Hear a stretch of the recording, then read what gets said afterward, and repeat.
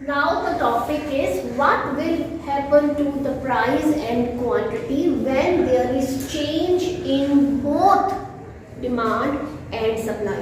अभी तक जो टॉपिक किया था वो ये था कि या तो डिमांड इंक्रीज हो रही थी या डिक्रीज हो रही थी या सप्लाई इंक्रीज या डिक्रीज हो रही थी, यानी एट अ टाइम सिर्फ एक ही फैक्टर था जो चेंज हो रहा था। अब सिचुएशन है कि दोनों ही डिमांड भी एंड सप्लाई भी दोनों ही इकट्ठी एक साथ चेंज हो रही है, आइदर इंक्रीज और डिक्रीज, चाहे एक का इंक्रीज चाहे दूसरे का डिक्रीज, पर दोनों फोर्सेस एक साथ अगर चेंज होती है then what happens to the equilibrium price and quantity. The topic is simultaneous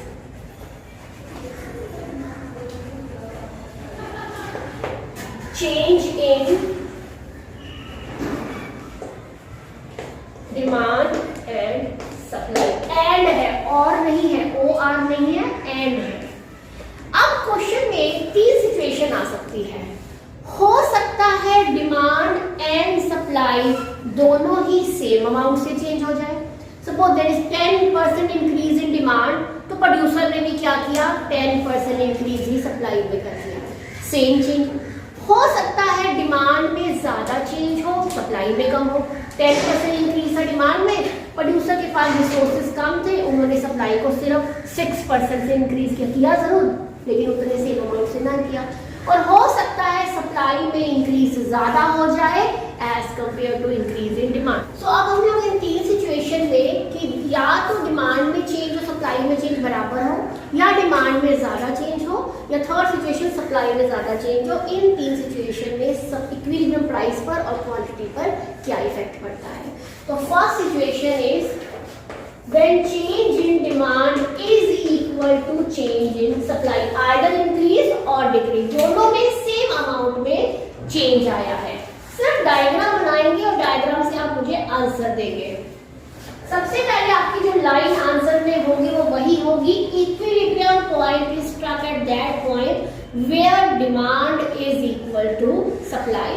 चलो ये डिमांड होगी कब, डाउनवर्ड स्लोपिंग, सप्लाई कब, अपर स्लोपिंग। ये दोनों पॉइंट इंटरसेक्ट किए, this is the equilibrium point. ये क्वांटिटी डिटरमिन हो गई, ये प्राइस, ये इनिशियल हो गया।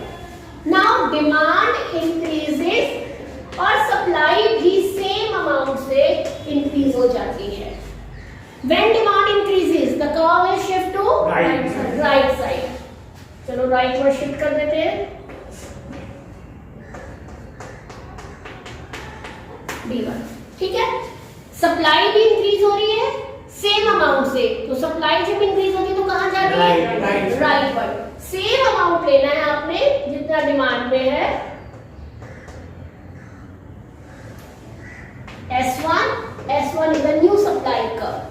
अब दोनों न्यू कर्व जहां पर इंटरसेक्ट करेगी that is the new equilibrium point, वो हमारा ये पॉइंट आ गया। अब इफेक्ट क्या हुआ,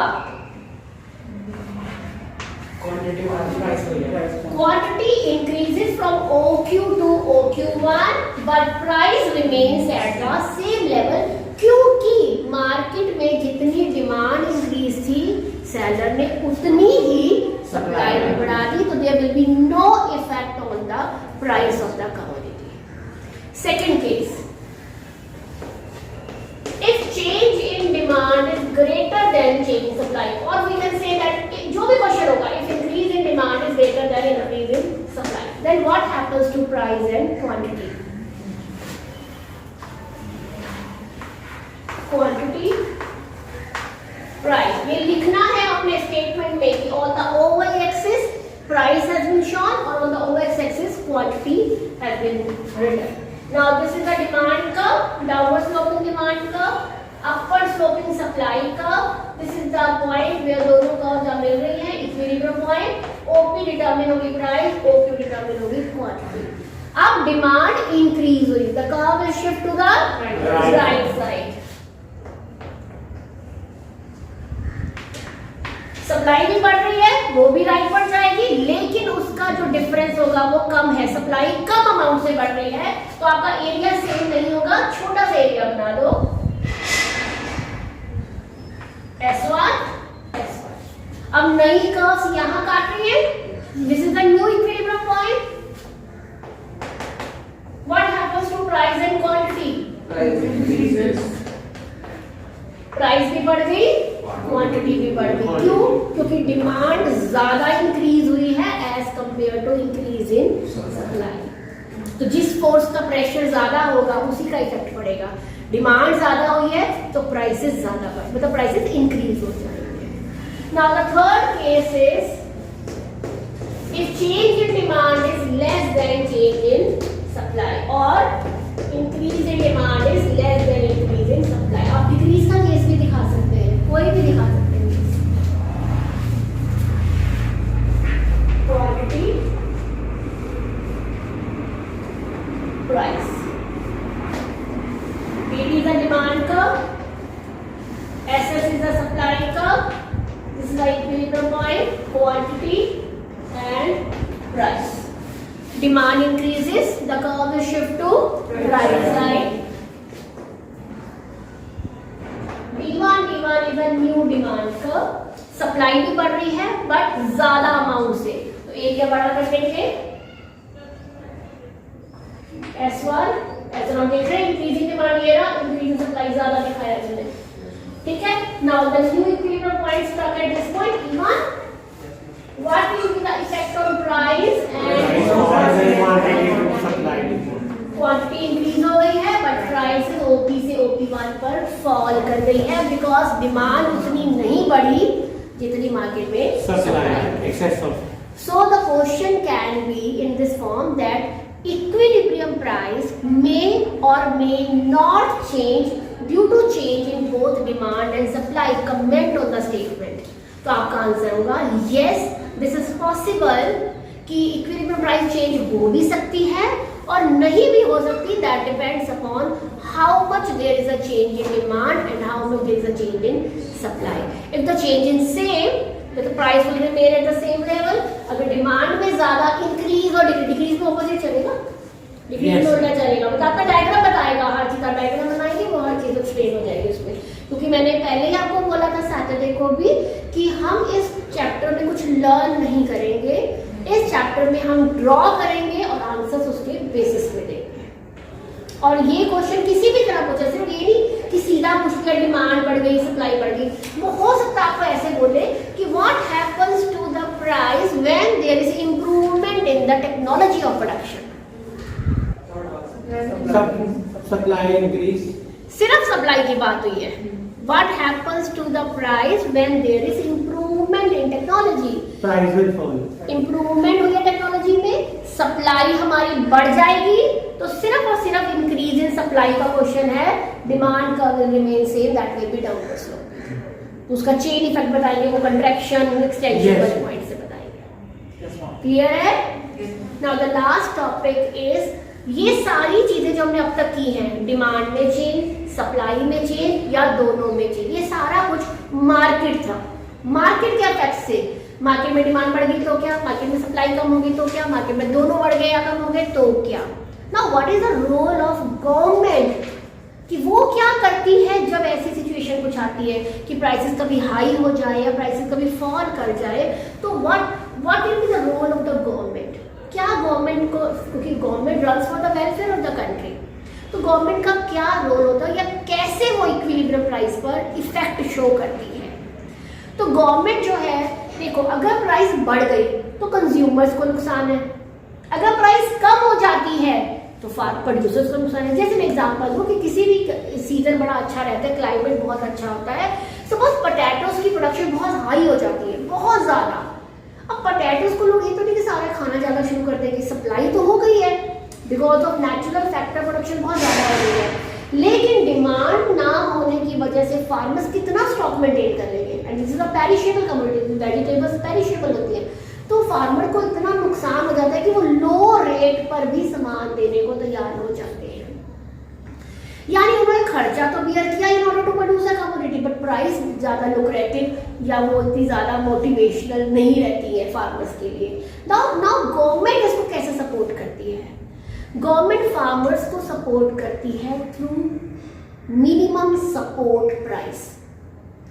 एमएसपी पॉलिसी होती है Yes. जिसमें गवर्नमेंट प्रोड्यूसर्स को एक मतलब एनकरेज करने के लिए उन्हें कहती है कि you are free to sell your product in the open market, but अगर आपको लगता है कि रेट्स आर वेरी लो तो हम आपका सामान खरीद लेंगे। एक मिनिमम प्राइस फिक्स कर दी है इस पर, और वो गवर्नमेंट क्यों करती है? बिकॉज फिर वो आगे फेयर प्राइस शॉप से पुअर पीपल को डिस्ट्रीब्यूट कर देती है। इस प्राइस को हम लोग सपोर्ट प्राइस बोलते हैं। सपोर्ट प्राइस और द फ्लोर प्राइस जो तुम्हारे सिलेबस में दिया है वो किस तरह से शो करती है, ठीक है। दो पॉलिसी आएंगी, एक आती है प्राइस सीलिंग और एक है हमारी फ्लोर प्राइस।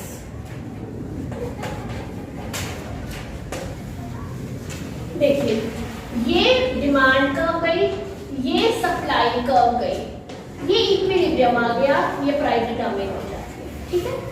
सपोज मार्केट में ये रेट जो है वो बहुत ही लो है, जैसे मैंने अभी एग्जांपल दिया था प्रोड्यूसर के लिए, बहुत लो हो जाते हैं। अब गवर्नमेंट प्रोड्यूसर्स को सपोर्ट करने के लिए एक प्राइस उन्हें देती है which is above the market price.